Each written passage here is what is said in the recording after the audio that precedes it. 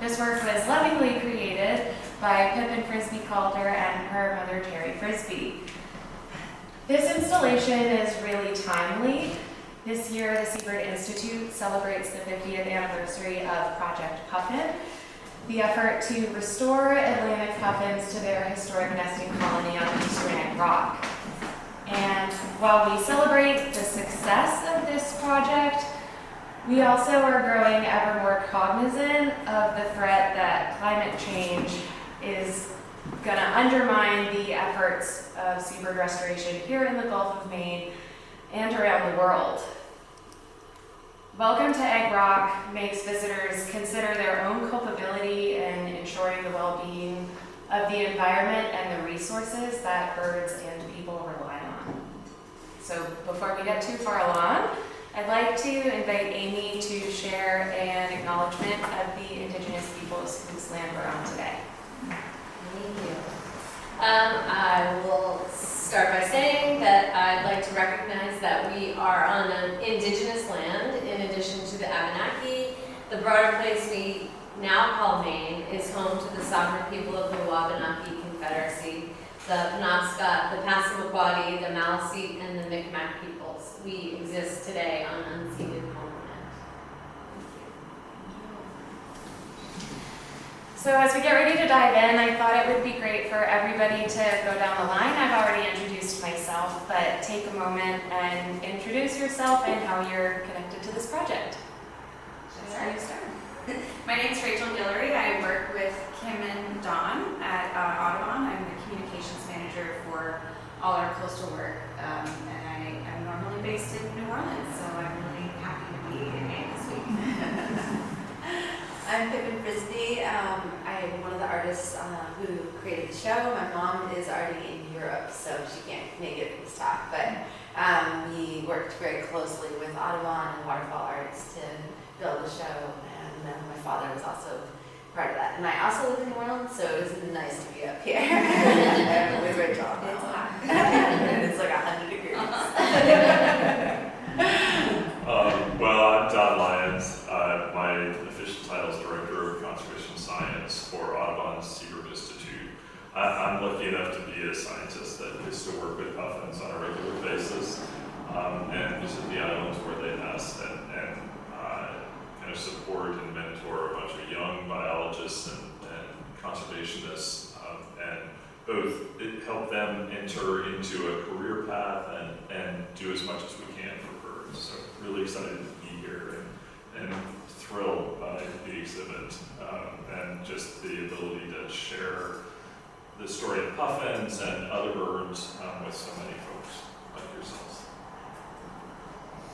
And I'm Amy Tingle. I'm the program director here at Waterfall Arts, and it's really awesome for me to get to have Dawn and Rachel here today because it's their first time seeing the exhibition and being in it after we've been working on it for so long together. So that's pretty thrilling for me.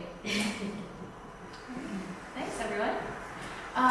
So just to give you a high-level format of our discussion today, we'll dive into a bit of the history of the Project Puffin and the Seabird Institute's program, expand on the inspiration behind this work and our collaborative effort, and how we hope that this installation inspires impact for birds.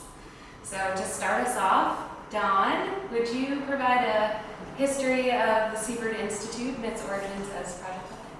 Yeah, thanks, Kim. So Audubon works on birds nationally, even internationally, and our seabird efforts are really focused under the banner of the Seabird Institute, kind of an organization that started here in Maine and has now grown to influence and support seabird conservation. Still here in Maine, of course, but also around the country and even beyond the United States borders. But 50 years ago, as we've mentioned, we're celebrating an anniversary this year. 50 years ago, the first really major seabird work at Audubon got involved in started here. And that was initially known as Project Puffin. And it started out as just an effort to restore puffins to just one island, Eastern Egg Rock. It was started by Dr. Stephen Kress, who was an instructor at an Audubon camp down in Bremen. He noted that there were historic records of puffins on some of the islands nearby, but no puffins at the time. There was really only one island in Maine where any puffins had hung on at that point, and it was just a handful of birds. So he got the idea of trying to restore puffins, and it was a pretty out there idea at the time. No one had ever done that for puffins. No one had ever done that for any seabirds, actually, to bring back a colony that had been lost.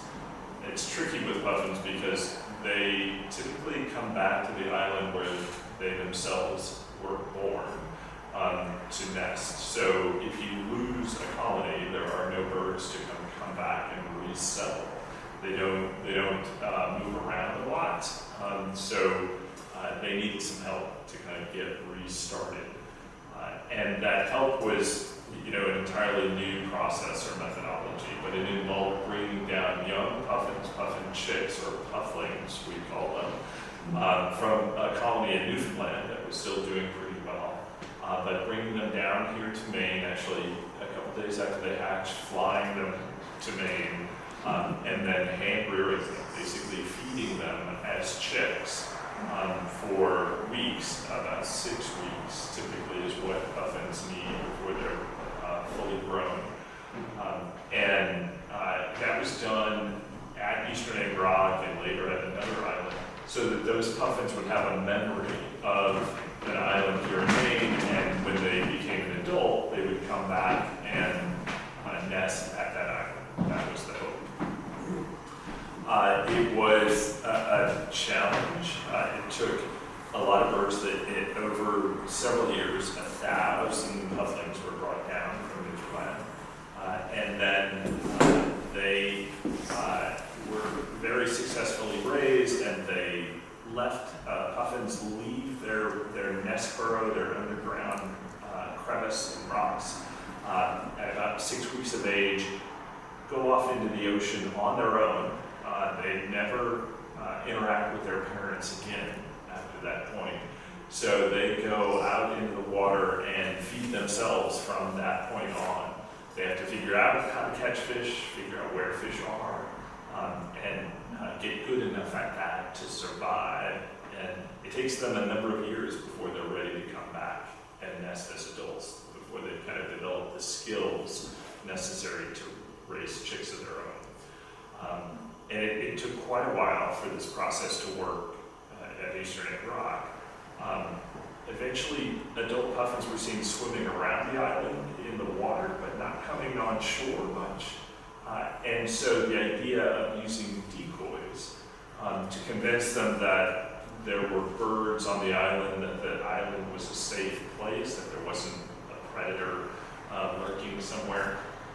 Once decoys were put out, then those real adult puffins were much more comfortable coming up on the rock. They met one another, formed pairs, and eventually in 1981, the first puffins were seen carrying fish. That's how you know a puffin has a chick. They carry fish back to their colony and dive under the rocks and give those fish to their chick. And they're very helpful. They carry those fish in their bill, kind of crosswise in their bill, so it's visible. So we can see that they are delivering fish to a chick. And that was actually on the 4th of July in 1981 when that first bird was seen. And that marked the initial success of the program. Since then, it has grown in an amazing number of ways. A lot of other species have also benefited from these kinds of techniques. The entire suite of native seabirds in Maine have been restored. We now have colonies of all the native seabirds that ever nested in Maine. And then these techniques have also been shared widely with seabird scientists and conservationists around the world, and have come to benefit almost a third of all of the seabird species in the world. So seabirds are a group of birds that have seen a lot of declines, a lot of stressors, But the techniques that got started here in Maine have really helped reverse that trend for a lot of species, including some species that are very printmaking. A couple of species are highlighted in the exhibit, but really kind of the work that got started here has had amazing benefits across the world. So I don't know, maybe that's kind of just I think that was very well covered. So Pippin, you grew up in Maine and were familiar with some seabird conservation. As a young child, you were enthralled by the natural world, and you've carried that over as an adult. You're working with the scientific community and creating these installations and really elaborate prints that examine some of the greatest climate challenges of our time. So would you elaborate on, what is your connection to seabird conservation and what inspired this project? So yeah, like Kimberly was saying, I grew up in Alma, so not too far from here. And my dad's an environmentalist and my mom is an artist. And so Project Puffin was kind of a perfect kind of halfway point between their interests, where there's the birds and there's the environmental success story. And so they mostly homeschooled me, and so I was raised with this sort of Project Puffin as a little bit of our homeschooling technique for my parents to make sure that I followed their footsteps as much as possible. And it really is a good story. I mean, it's one of the things we're trying to highlight downstairs. It's not just that it's this amazing success story of restoring puffins to coastal Maine, but it's also, in terms of an educational tool for kids, it shows that there's cultural success of puffins in Maine. You see puffins all over as sort of like icons of what it is to be a Mainer now. There's the Hardy Board tours, and so there's an economic element. There's the environmental success story of bringing them back. And then of course there's like how fun it is to look at them because they're just the clowns of the sea. And so my parents kind of knew that was a good teaching method, and then we're trying to do the same thing downstairs so that all ages can kind of enter that space and hopefully have a little bit of, get at least, if you spend enough time in there. The other thing we're trying to highlight that I didn't get as much as the kid is how many scientists it takes to do something like that. And what Don was mentioning about the kind of beginning young scientists, and then they all go off on careers doing other seabird research and restoration. But and so we're trying to highlight that downstairs as well, which I didn't actually grow up with that. It was my understanding. But so, yeah. So I thought it'd be interesting to kind of dig into the origins of this project. And these dates might not be 100% accurate. I think it was 2019. A dear friend of the Seabird Institute and a family friend of Pippin's, Mike Hers, introduced Don and Pippin. He saw the very obvious overlap between Pippin's work and our work. And I came on the scene at Audubon late in 2020. My then supervisor shared this idea with me and introduced me to Pippin. We had a couple conversations and set me loose, trying to find some funding and really make this a reality. And while I was learning the landscape at Audubon, I met Rachel, and I started sharing this project with her. I think you had already been familiar with it a little bit, but was also learning that you have your own unique connection with Pippin and her work. So could you share a little bit about that? Yeah, so I've been affectionately stalking Pippin and her work for years in New Orleans because Pippin does this a lot. Like, Audubon is not the first nonprofit that Pippin has ever partnered with. I first learned about you and your work when you partnered with Healthy Golf. You created this huge print of a cypress tree that had birds in it. It was incredible. I think Pippin's work is, especially the work that she makes in Louisiana, based on Louisiana landscape and birds, really brings out both like two sides of a coin. Like, the landscape in Louisiana is really incredibly beautiful and awe-inspiring, and it's so threatened, and it could disappear at any moment for a whole host of threats, whether it's climate change or oil and gas or logging historically, and so just the two sides of that story that showed up in Pippin's work really spoke to me as a native resident of lifelong Louisianan, and so that just made her perfect for this project. So yeah, when Dawn asked if I had ever heard of Pippin Frisbie-Calder, I was like, no, but yes, but no, I really want to be her friend. Can we make this happen? So, really worked out. Great news. Yeah, we're friends now. It worked. Yeah, so this has been in the works for 3 years. Yeah. This exhibit. So. I'm going to pass the exact same question down to Amy. How did you become familiar with Pippin and her work? And I've got one additional question for you. How are you introduced to this project specifically?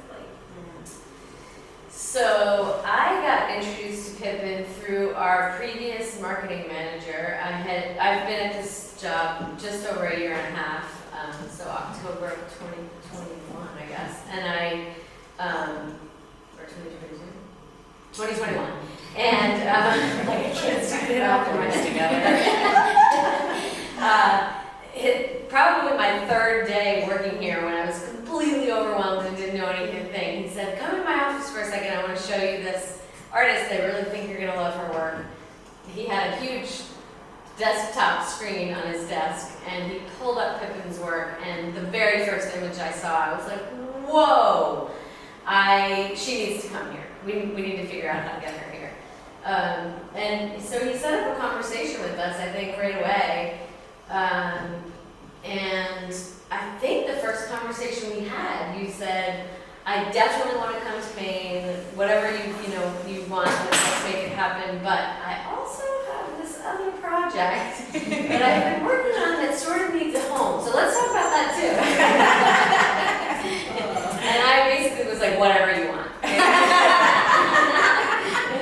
Your work is brilliant, and yes. So that's pretty much how it happened.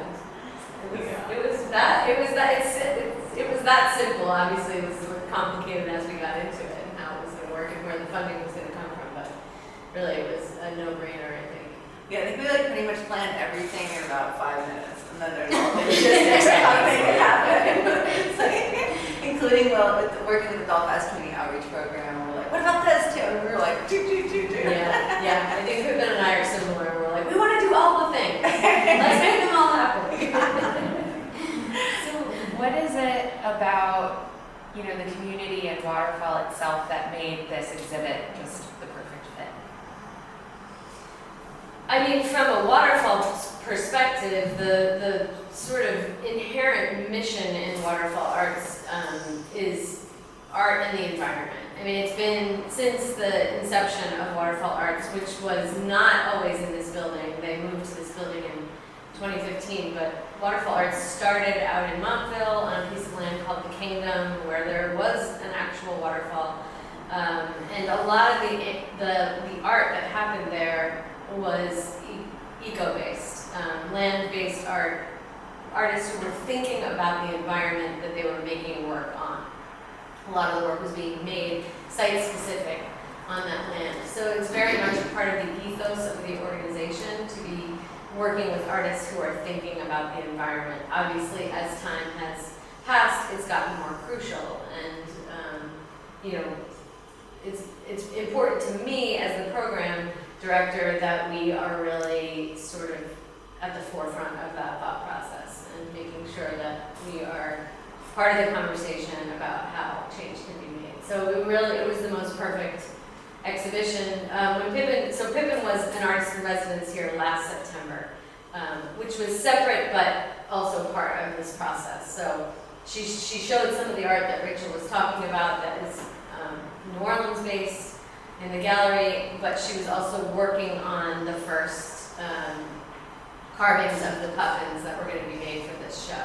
And she was teaching students at the local alternative high school how to do printmaking as well. So it was really such an incredible process, and it was only a month. I mean, it was pretty short, it was fast, but she worked with the students for the whole month. They learned how to make prints, they learned how to think about ecology. They went out with a local ecologist out onto a land trust, thought of the organisms that they wanted to be thinking about. You know, they didn't have to be thinking about puffins, but whatever they were interested in, and then had their own exhibition at the end of it. So it was really amazing to watch that all just come together as quickly as it did. And also to watch Pippin inspire these young people to think about their art in a different way, that their art could actually make a difference, and that they had something to say. You know, they had to come up with a statement about the plant or animal that they chose, and so Pippin was really teaching them a lot of skills that went beyond just like carving a lot. It's very generous of you saying you, but again, it was like, as we'll talk about community partnership a lot, like you all already had an existing partnership with the high school, which made the whole process work. And then we had great relationships with the teachers, and then also Kathleen, who brought in the ecologist, so I cannot take credit for that whole process. Thanks for village, yeah. But it was that was a great, I think the kids, I mean, they came and saw this show as well, and they're a great group of students, and I think they got a lot out of that, so. Yeah, and they ended up being part of our pop-up holiday market. They printed their designs onto t-shirts and tote bags and sold them to benefit their program. So it was really great. It's their garden program, right? Yeah. The garden program. Yeah, so it was really great to just see them, like, this process was so, full. Like, it was very full of learning and meaning. So that was really awesome. It's been a complex process. I think it's a very complex exhibit, and this idea has existed for, since at least 2019, maybe even prior. But really, in reality, this exhibit was only fully funded this past fall.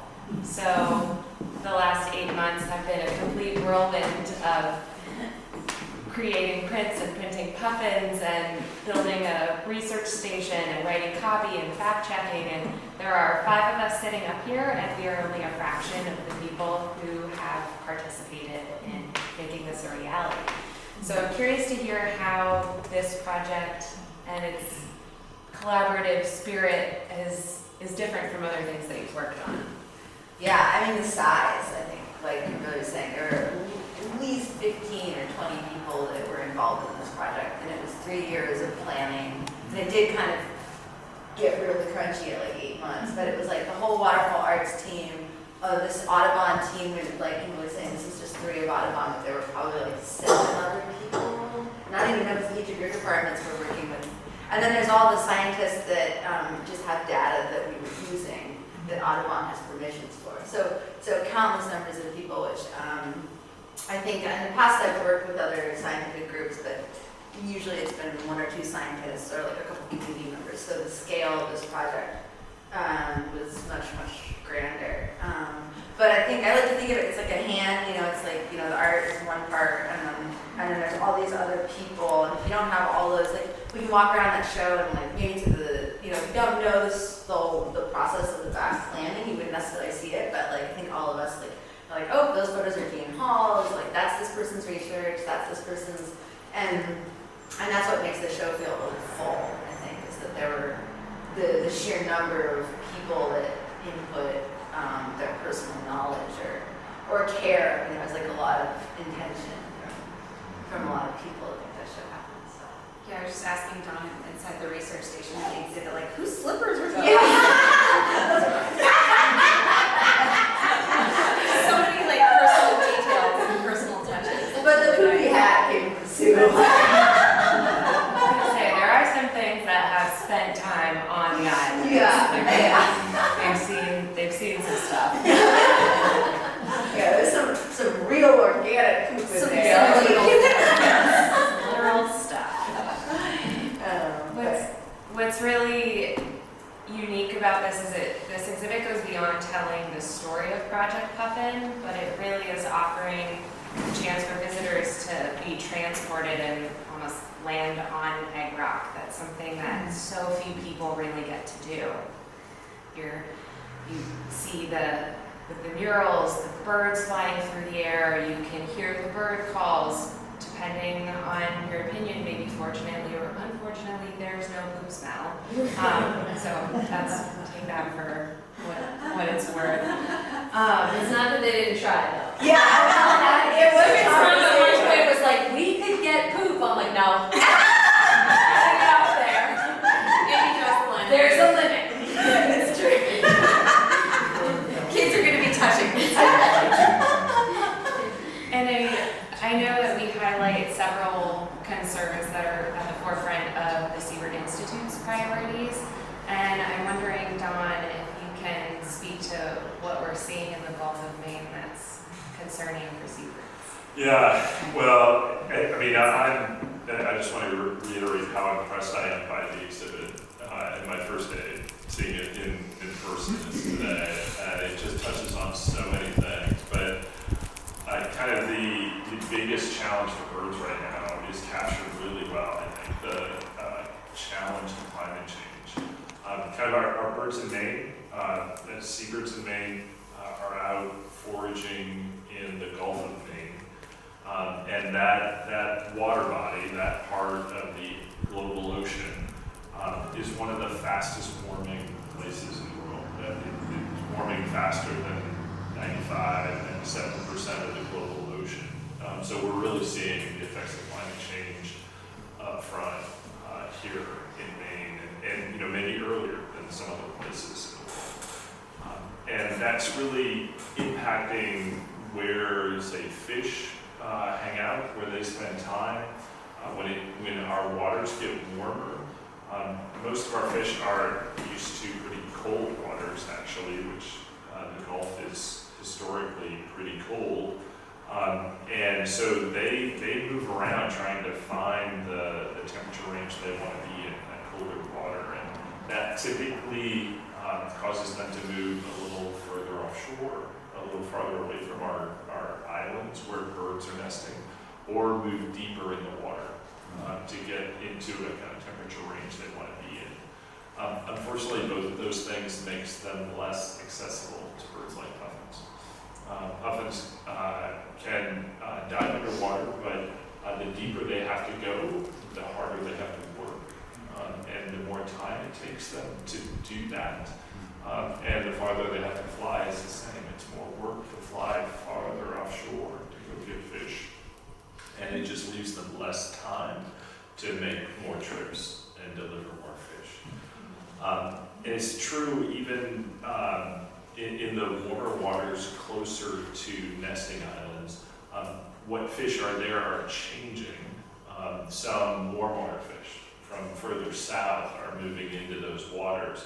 And that could be a good thing. Puffins have some flexibility, but some of those fish just don't work as well to raise chicks on. A famous example some of you may have heard about is one species called butterfish.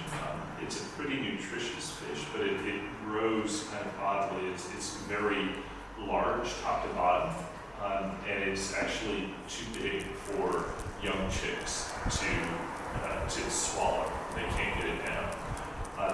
But that's what adults, their parents, are finding, and in their desperation, they'll bring that back to chicks, even when sometimes those chicks can't actually make use of it. So we're seeing effects of climate change in a lot of different ways. That's kind of one of the more visible or visceral ways that it impacts puffins.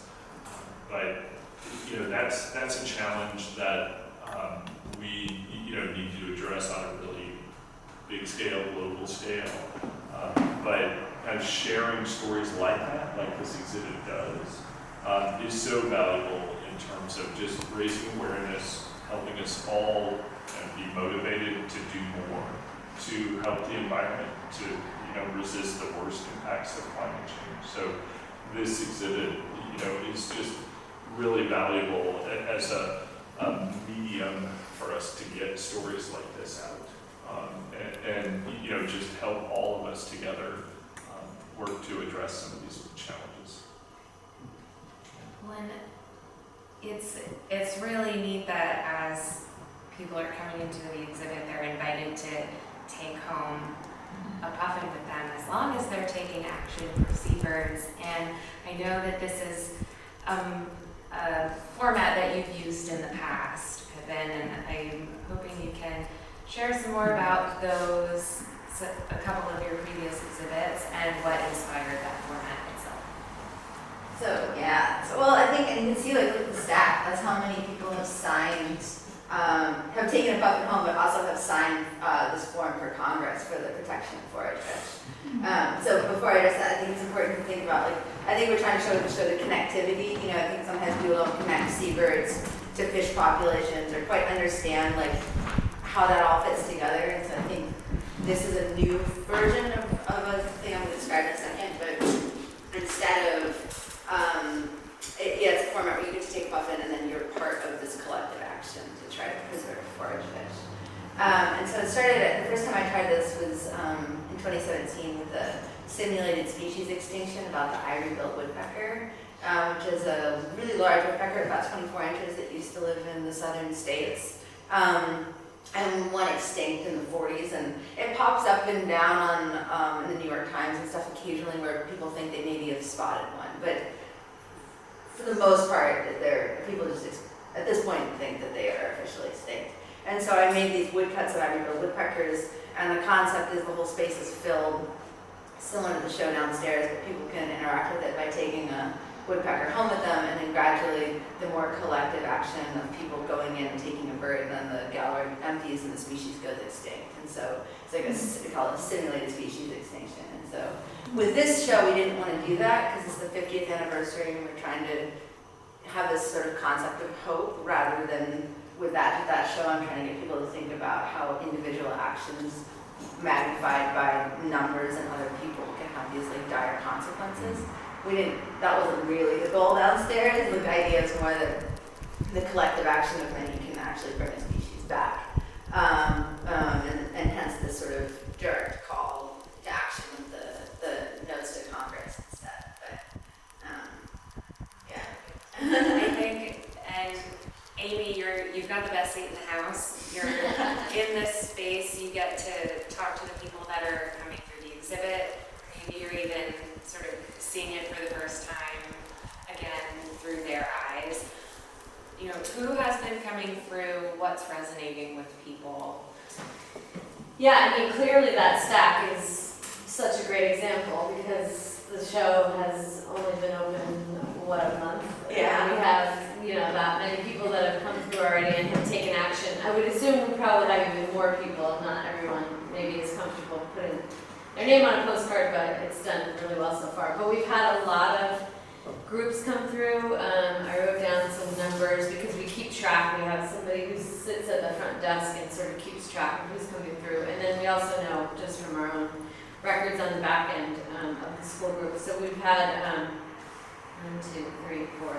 6 school groups come through, which was a total of 115 kids already who've come with their teachers, which is amazing. And that's just above and beyond the groups of people who have come through, or the single, 1s and 2s and 3s and 5s who've been coming through. But that many kids with their teachers, in many cases, they've then taken action with one of our staff members and done a mini printmaking project or something else tangible where they are not only in the exhibit experiencing it, but then getting to do something with their hands, which is just another way to help them understand the impact that they can have. So that's been really amazing.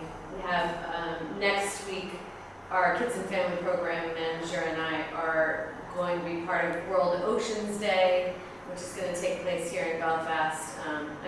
Assuming around the world or around the country, but also here in Belfast. 125th graders will cycle through a bunch of different stations, and they will also do printmaking with us. They're going to print puffins, and they're going to learn about the exhibition, and they'll all get a postcard to take home. And we'll hopefully either have come to see the exhibit or will come afterward. And then there's something else I was going to say. That art project you any photos of? Oh, yeah. So one of the local teachers she goes around to all the different schools, the elementary schools and the middle school. And she has been talking about, she's brought some groups here, but she's also been talking to all her groups about the exhibit. And I went to a writing event at the library the other day, a youth poetry event, and they have been making their own puffins. And I was frantically texting Pippin the pictures because they've done an ocean background, everything's out of recycled material. And then cardboard puffins and paper puffins, and they've made their own, creations to sort of simulate our exhibition, which is just, the best. And I think they're going to be working on that more at World Oceans Day through that. And it's going to be on display. It may still be up at the library, and it's definitely going to be on display in the hallways at the middle school, I think, after World Oceans Day. So I'll get the pictures. World Oceans Day is May 24th. Right up. Yeah, coming right up. But yeah, with the Waterfall Arts staff, as you can hear from what Amy's describing, I mean, they just have such a dynamic team here, and the honor to have the show in the space just makes it, all the stuff they're doing with it, just adds all these layers, which is so cool. I haven't heard about some of those things. Really fun. Yeah, we've had a bunch of homeschool groups come through, and more keep calling and saying, we want to bring a group of our kids through. And everybody has been saying, every visitor I have this summer, all my grandkids are coming, and so it's great that we have it here all summer so that people can interact with it through the summer months. Well, and so this has been open for just over a month, and I think we've estimated that this is about 250 action cards. I think you're all pretty. Those are all filled All every day we go in and we take a stack that has been filled out, in that little cup that we have sitting there, and we take them out and we bring them into the office. So that's the count so far. And then, Yeah. So I'd like Rachel to expand on really what happens with these cards after they come to us. Yeah, so we are collecting these cards with the exhibit. These are essentially your ticket to take a puffin home. Is you have to take action for seabirds. And what it says on this card is that you're asking your Congress member to support a law called the Forage Fish Conservation Act. It hasn't been passed yet. It was introduced first probably in 2019 or so, and sort of reintroduced in Congress. But what that bill tries to do is, right now, our federal fishing law that determines, how much fish can come out of the ocean for our fishing industry does not yet adequately protect those little fish that puffins rely on, that Don was talking about. They go out in the ocean, scoop them up with their bills, take them back to their burrows to feed their young. Those little forage fish need to be protected, otherwise they can be overfished. And if they're overfished for human consumption or as bait, or some species of forage fish get harvested and then chopped up and turned into fish oil pills and makeup and all sorts of stuff. We need to make sure that there are enough of those little fish in the ocean for puffins, for other larger fish, for whales, dolphins, all sorts of marine life depend on these. They're really the base of the food chain in the ocean. And so by filling out this card, you're asking your member of Congress to pass this bill. And what Audubon does every year for the past several years, we've been organizing these, we call them fly-ins. In normal times, before COVID, we would fly a lot of our members and chapters in from all around the country into Washington, D.C. for a couple of days to meet with their members of Congress and ask them to pass bills like these. Since COVID, we've been doing them virtually, and we're just now getting back to a sort of hybrid version of that. But so our plan is to take a massive stack of these cards that get signed and deliver them in person to Capitol Hill later this year or next, and finally get this bill passed. I realize that I missed one question, and I think it's really important to talk to Pippin about this because Terry's not here with us today. This was I believe your first mother-daughter Yeah. working, and I mean, your dad was also involved in this. How did you rope your parents into it? Did you guys learn anything new about each other? I know, right? I know. It started out because my mom really likes puffins. And so it started because of the family connection with Mike Hurst, who was really good friends with my dad and good friends with Don. And so that was the genesis. And so from the very beginning, my parents were already baked into the project. And then my mom just kept inserting herself in ways. She's like, what if I just help with this part? Like, what if I just help with this part? And then finally I was like, okay, at this point, like, you were at least 25% of the artistic process of the show. So then I was like, let's do it. So then she like went full hog and made all the stencils are hers. We did the pillows together, but she sewed them. She spends a lot of time watercoloring the Maine coast, and so she just like understands the color temperature here, and it has that feeling largely because of her. And then the rock pillow, and my dad helped build the research station. So it really, we really like went for it. And you had another, you guys are working on another project? I don't know, we would like to do more murals together, but the one we'd like to do is travel the show, and then we would work together again, and so we would travel and install it in the different places, and Mom and I would do that together, and we're hopefully going to be able to spend like 4 days in each place and paint the mural and set the show up, and that's the dream. And then her and I can go to these different Audubon centers and check out all the local bird populations and do these projects together. So that's fingers crossed. But yeah, we learned that we really like each other, which is nice. I was like, at one point we did 12 hours on Easter Sunday, and I was like, well, if that's not a test, then I don't know what is. I got to be up close and personal with that process and really witness them, working together as a team on that last week of installation, and having Terri and Pippin here in the building, and Nigel, her dad, were part of that time too. But that was a real gift to watch them work together and work so well together.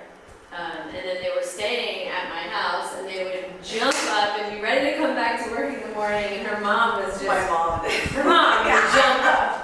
I'd be like, drag Pippin out of bed.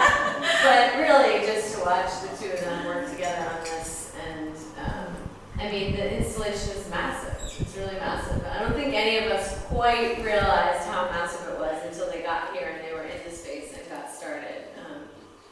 But yeah, on your way back out, just take a look again at the itty bitty details. Those stencils of the islands are absolutely mind blowing, and the fabric itself is printed to look like the granite, and then the exact color of the lichen. They figured that out and used puffy paint. I mean, there's so many details that really just. My mom was like, gotta put buoys, it was like.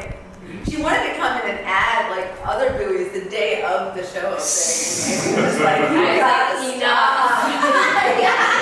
I was like, no. I mean, they were literally like half the size of my pinky nail, and she's like, I just want to paint a few more. No. I know, it's true.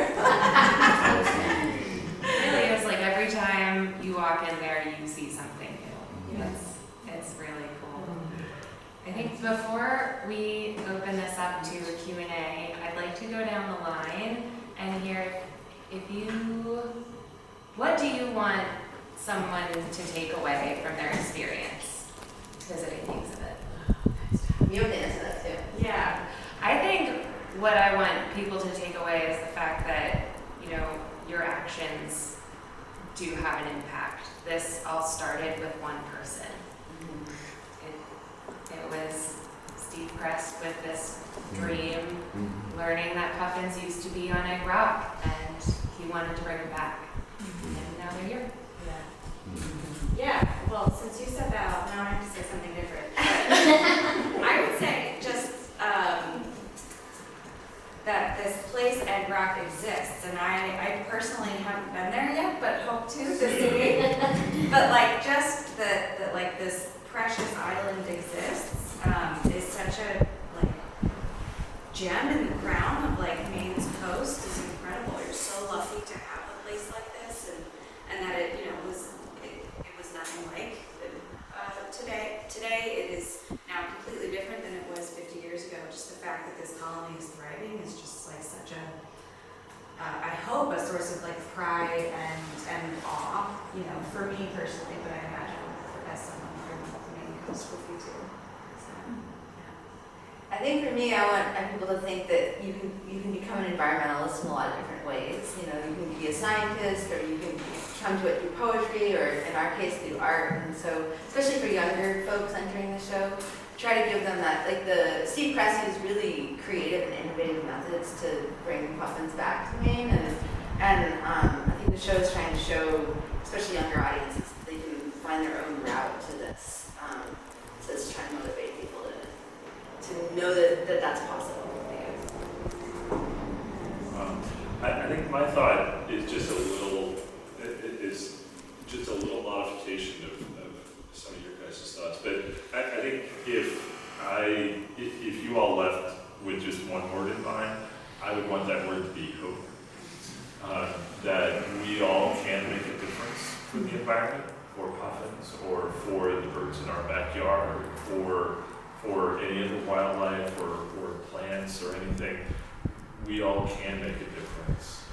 And this exhibit, you know, shows one story of, you know, one person and then a bunch of people contributing to, you know, something really positive.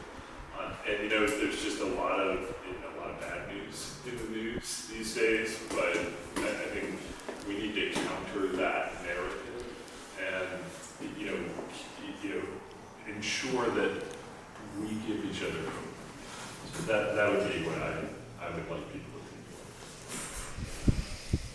And I'm going to modify your modification and say something that I said at the opening, which is a quote by the author and scientist Robin Wall Kimmerer, who said, "People can't understand the world is a gift unless someone shows them that it's a gift." And I think Pippin and this team has really showed the world the gift of puffins and what they mean to the world, and you know, by showing us that, we maybe see it more clearly in our own yards. I mean, I feel like I walk around my yard differently since this exhibition. I really feel so much more protective of every little living thing in my yard. I want to make sure that they have enough to eat and drink, and so I think that, you know, I understand even more clearly how every little species is a gift. So I want people to take that away. Well, at this point, I feel like I've asked enough questions.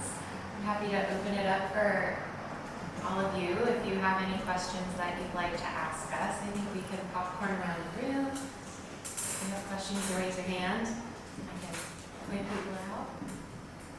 How did you know that puffins used to live there? There are historical records.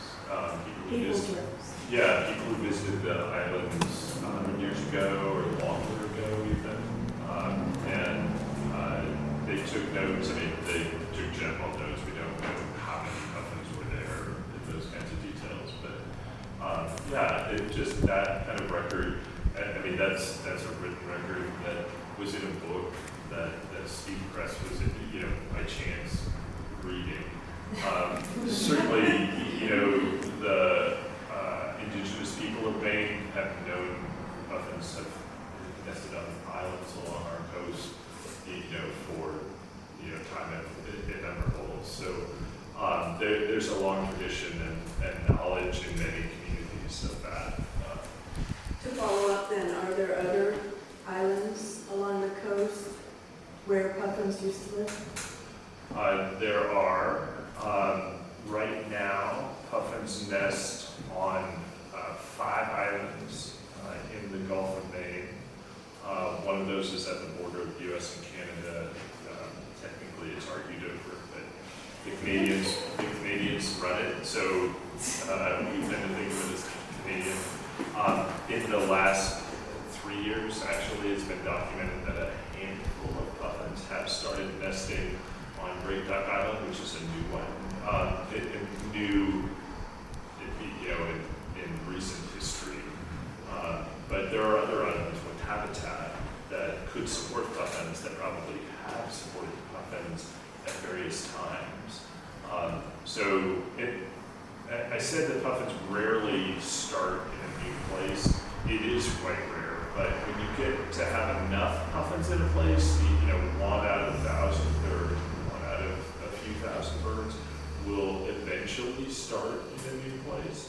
And we've got enough, vibrant colonies now that we're producing birds that will, colonize some of these other places that seem to have good habitat. So.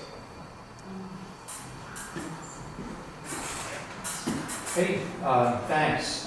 Really love the exhibition. It's just immersive and wonderful.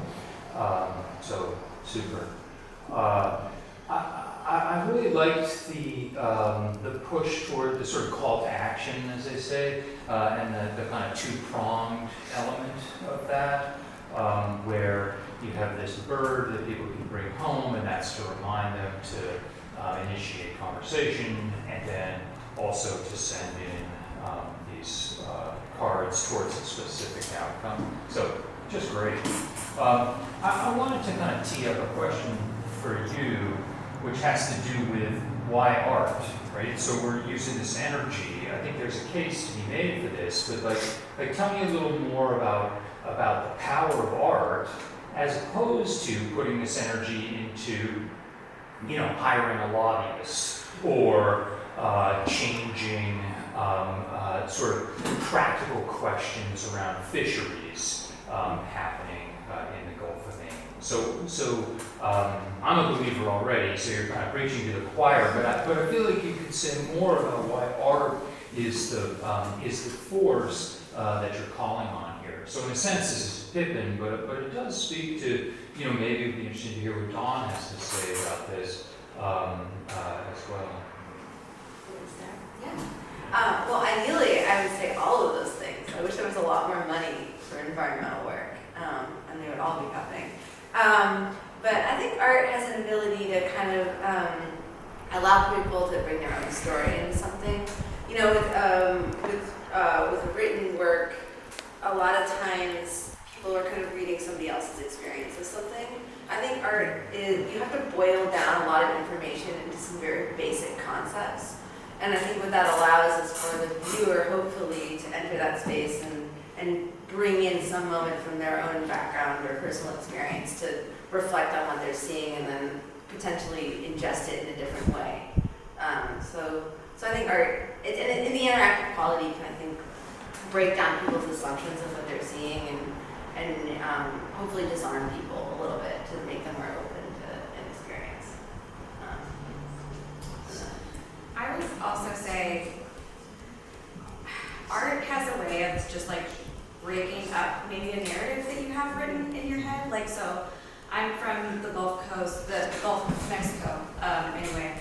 And like, I was born and raised there. I grew up just thinking it was a really backwards place. I couldn't wait to get out of Louisiana and go somewhere like progressive, make my mark on the world. And I didn't fully appreciate how precious and beautiful the landscape and the wildlife of the Gulf Coast was until I started experiencing it through art like Pippin's or through Walter Anderson, or there's something about that interpretation of a bird in watercolor that just made me see my home place in a completely different way.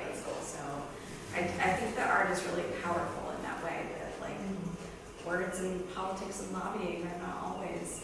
But I think your point about the hand, like it's art, it's science, it's lobbying, it's economics, you need all of it to have a functioning hand. Right? Yeah, and ideally there'd be more, We have jazz hands. Yeah, jazz hands on that, yeah. I'll just add, so I think we need all of these things. And for our advocacy, so Audubon, attempts to, get appointments with members of Congress and their staff. And what really opens those doors for us is having a large community of folks behind us that support us. And Rachel mentioned some Lyons. What really works is if we can bring folks from a given district to their representative in Congress, that's who really has the power. And we through art or other ways, connect with people, make them aware of issues that are being considered by Congress, and by bringing them to their representative, that's the most effective path to advocating for specific legislation. We're never going to match the economic pull of a large corporation or something. We have to match power by using the numbers of people behind environmental action. So art is one way of kind of expanding the tent, the number of people that we can draw on and that support the advocacy we're doing. So I think that's what the one thing I see that is so valuable about this kind of activity. Well, thanks. That's great. And that speaks to the importance of organizations like Waterfall. Yeah. Yes. Yeah. Yeah, and I would also say, I mean, if you think about it, the entire conservation project around Puffins really starts with a piece of art because it was not working until that decoy was made. Yeah. And that decoy is a piece of art. So it's like the art actually drew the Puffins back to the island. I mean, it's so, it's kind of mind-blowing and magical when you think about it. But it's like that a decoy is a piece of art that somebody crafted. So. Sometimes art exhibits of this importance and magnitude have catalogs that are made. You know what I mean? Yeah. I've been to one and this is an exhibit, and they make I guess it's called a catalog, Mm-hmm. and it just documents it. Now this, I know it costs money. It does. But, but I mean, this deserves it. So I'll just put that in, and before it leaves, get lots of good, all sorts of photographs and stories, because you might want to put together something. It really would be amazing, because it is, I don't know if it's ever been done like this before, anything has ever been done quite like this. Art and science and Puffin, just honoring the Puffins and the people who brought them back. It's a great idea. How are Puffins doing worldwide? So our puffins, Atlantic puffins, stretch across, they nest across the North Atlantic. So we're at kind of the southern end on this side of the pond, right here in Maine. But they nest along Atlantic Canada, in Greenland, Iceland, and across the northern Europe. And we're at the very edge of that range, and we have a relatively small number of puffins here in Maine. Kind of the center of that range is Iceland, and there's huge numbers there, and good numbers at some other homes in more areas. So there are actually, there's a lot of puffins. So there's no immediate risk. But what we're seeing here, being kind of at the forefront of climate change, if we're seeing challenges in puffins finding enough food to raise chicks, especially when we have marine heat waves, sorry about that. When we have years that are really warm, the ocean is really warm, and those fish really move around and move away from nesting colonies. Puffins are really struggling to raise young. Puffins live a long time. Some individuals live into their 30s. Just a couple of years ago, I had one in hand that was 32 years old, which is amazing for a small animal. And that means that they don't have to produce a chick every year. They don't have to be successful every year. But they have to be successful often enough to sustain the population. We're probably not to the point where we're losing ground yet, but we kind of see the trends, and those are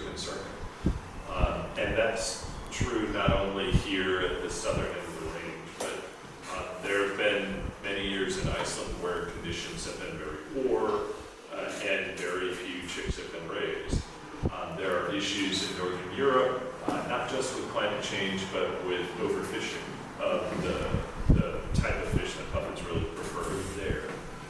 So there are issues, some of which are manageable, like fishing. We can identify challenges in fishing and do a better job of managing that.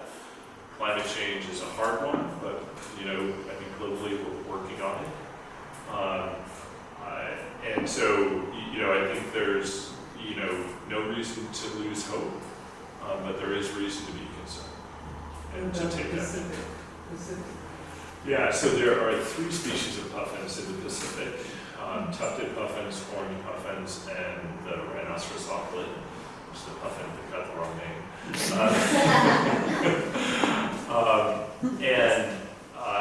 Of those 3, the tufted puffin story is very similar to ours for the Atlantic puffin, in the southern part of their range, which is California, Oregon, and Washington, for that species, they're really struggling. And they may be past the point where they're now producing enough young to sustain the population there. That species, there are lots of puffins in Alaska, for example, less than tufted puffins. So this species is not at immediate risk, but it's very concerning what's going on the West Coast, and they could well lose puffins in the next few decades there. And do they extend over to Korea and? They extend over into Japan, yeah, and far eastern Russia. I'm not aware of them nesting in Korea, but they could have historically. But they definitely still, there's a handful of them still in Japan.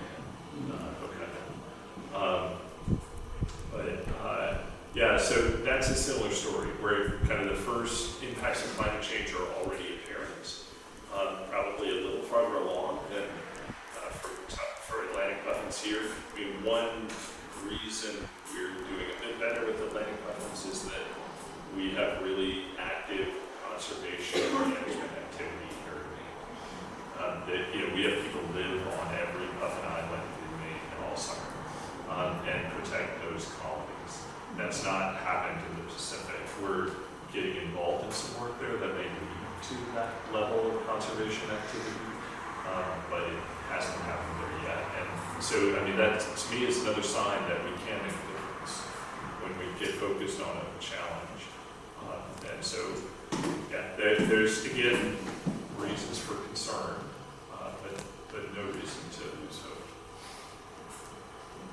What caused the decline originally in the Gulf of Maine of the puffins? Yeah, multiple factors. One thing that was quite destructive in the late 1800s was wide-scale harvest of birds for feathers, but also meat and eggs. So just harvesting. So it's human impacts, human impacts. Yeah, I think almost all of the reasons for significant decline have some human connection. We also we tend to promote certain species, or certain species are very good at living with people. And gulls are a good example of that. Able to find food from people in a variety of ways, whether it's at landfills or at the beach or or discarded bait from fishing boats, for example. Gulls take advantage of all of that and develop very healthy, robust populations that then take over nesting islands and can exclude other species. And that was certainly the case when Project Puffin started. Many of the islands that are now diverse seabird colonies with lots of different species were stimulated gull colonies at that time. So a host of factors caused declines, but those were all manageable factors. Once we became focused on the problem, we could address that, and did. And with continued focus, we can sustain these diverse colonies with puffins and terns and some of the other more sensitive species. Are puffins in the southern hemispheres? You mentioned the North Pacific, North Atlantic, what about like the Indian Ocean? There are not. We are very fortunate to have puffins in the northern hemisphere. So puffins are members of a family called alcids or hawks. Those species are a group that are starting to make a trade-off to be better at swimming underwater than flying in the air. So they're partway on the evolutionary path to becoming penguins, which don't fly at all, right? And are completely specialized for swimming underwater. So in the northern hemisphere, we have these species that have gone halfway down that evolutionary path. In the southern hemisphere, we have penguins which have gone all the way down that evolutionary path. I'm wondering if you can speak a little bit to the foraging fish bill. As a constituent, I'm going to reach out to my representatives. Great. What are the aspects that this bill is asking for? Are we looking to ask our representatives to limit fishing? Are we looking to limit pollution? What are we asking, and who needs the most convincing of our constituents? Are you aware of who should be? Yeah, great question. I love that question. I have the power. So a couple things. There's actually no law in existence right now. Even our very good law that manages fishing was written in the 1970s.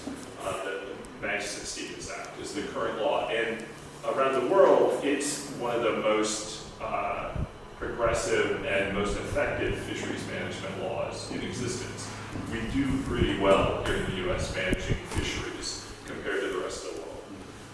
Not that we're perfect, but we do relatively well. But a couple things. There is no definition, no legal definition of what a forage fish even is. And that's just a sign of how little focus they've received. So we're really trying to define what forage fish are and code into law their importance. We want to ensure that they're managed carefully. And of course for birds, and other species that consume them, also for fisheries. We want sustainable populations of these fish. We don't want to end harvest. We want enough fish to go around for all uses. A good example here in our region is Atlantic herring, which are incredibly valuable fish for puffins and other birds and whales and other critters. It also supports the fishery, and it is a key bait in our lobster fishery. It's important economically as well as environmentally.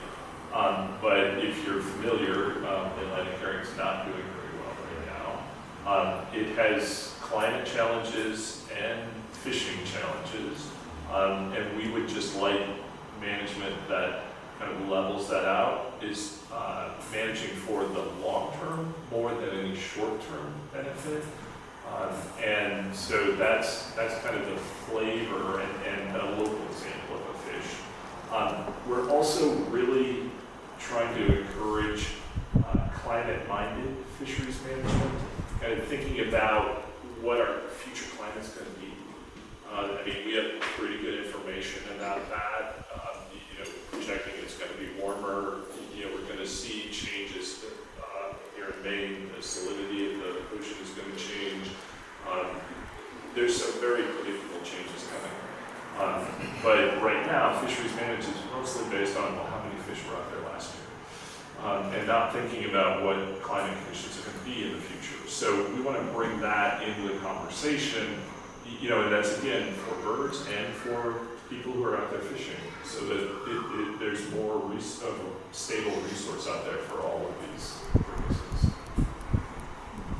And then as far as who needs to hear from you, let's talk later and find out who to talk to. Because So the bill is moving forward in the House. So our two representatives from Maine would be great candidates. Okay. Yeah. Great. That's awesome. Yeah.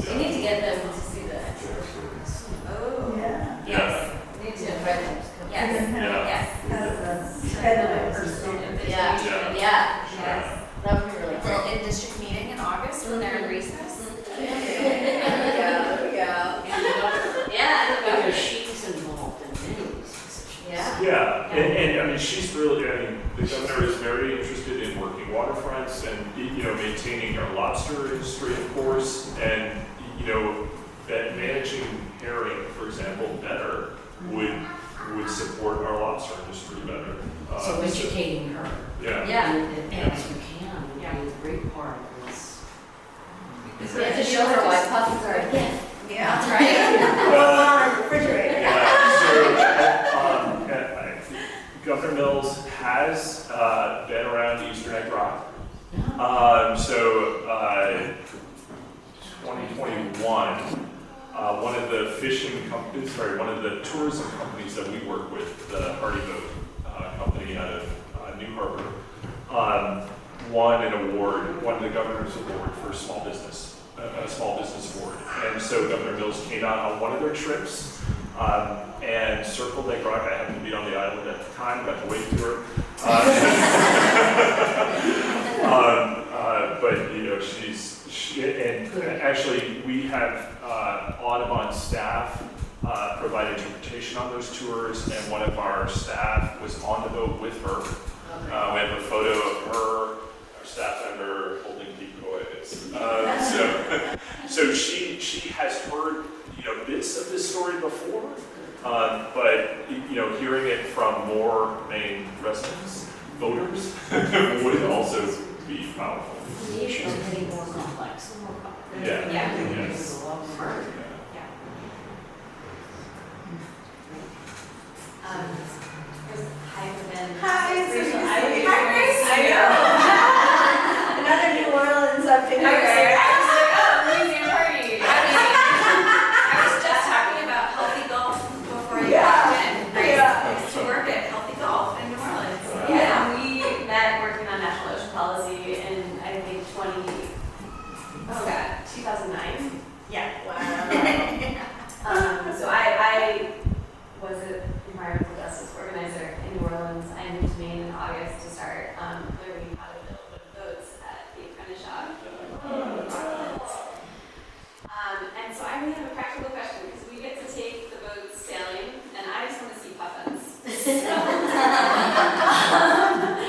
And I am honestly happy to respectfully commune with puffins. I really love the shop goes on an expedition twice a year, and we plan on sailing towards sailing north. So I want to figure out if we can detour past Egg Rock, and this is a problem. Yeah, I mean, I guess I can speak to that. So, I mean, there are tour boats that go around Eastern Egg Rock multiple times every day, all summer. And a lot of just people with personal skiffs and that go around the island. Puffins they acclimate to this boat traffic pretty well. It's not really disruptive. And the tour boat operators in particular, you know, are very knowledgeable about how close they can get and that. So it's really a good opportunity for thoughtful ecotourism that are benign ecotourism. And if you're in, you know, your own watercraft, you know, you can just float off the island for as long as you want to be there and spend that kind of time. And that's true at Eastern Egg Rock. Petite Manan Island, which is closer to Mount Desert, is another very similar situation where tour boats go by regularly, and members there are acclimated to that kind of boat traffic. So another good opportunity going down east. And the best time? What's that? The best month or the best? So June and July are when the most puffins are here nesting. The further you get into August, just the fewer and fewer birds you're going to see. In July, most puffins are raising chicks, so they're carrying fish. So that's kind of a All nice. day long? The feeding of chicks peaks early in the day, in the morning, And then there's another peak kind of late in the afternoon or the evening, 4 to 6 p.m. But basically after the chick's not getting fed all night, the parents work really hard through mid-morning to get chicks fed. Yeah, kind of the middle of the day, early afternoon is a little bit of the doldrums. They're not as active at that point. Well, that feeds into one last question. Many years ago, I went to Skellig Michael, which is a monastery rock out in the Atlantic off of Ireland. People may know it from, I guess, the Star Wars film. This is way before all that. Took a little boat down this guy, paid a couple of us, took us up. The steps are straight up with no rails. Well, puffins were like 5 feet from us. And they didn't move, they just accepted us. Is that common? Are they a very calm bird around people?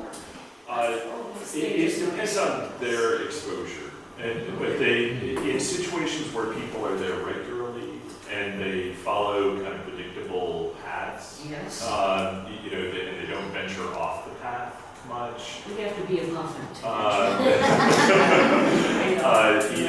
They acclimate, they get used to that activity and just ignore it. Yeah. So there are a number of places, mostly in Northern Europe, where that's the case, around the British Isles, especially where the puffins, have very predictable exposure to people and just get used to it and don't worry about it. Fascinating. Yeah, we cheated. That photo of Mom and I downstairs was taken in the trash nurse, which is in Scotland. You're like, wait a minute, that doesn't look like Maine. Yeah, so when you see a photo of a puffin, in Maine, all of the habitat, puffins nest in crevices in rocks around the exterior of an island, around the outside of that island. So if you see a photo of a puffin on a rocky area, that could be from Maine. If you see a photo of a puffin on a grassy area or a heavily vegetated area, that's not from Maine. I think I saw one. Did you have one more question? I just wanted to say my 3-year-old grandson, he had so much fun. He went over to watch the mom feeding the baby. Inside the hut. It was hard to keep him digging. Just one hut. Well, if they come back, you should have the kids play with the rocks. You can build their own burrows, and like the ones on the floor. I mean, they're kind of there. But it's a fine line because we did have kids come in a little while. Yeah, the very beginning, they were ripping all those off the walls. Yeah, the parents were doing this.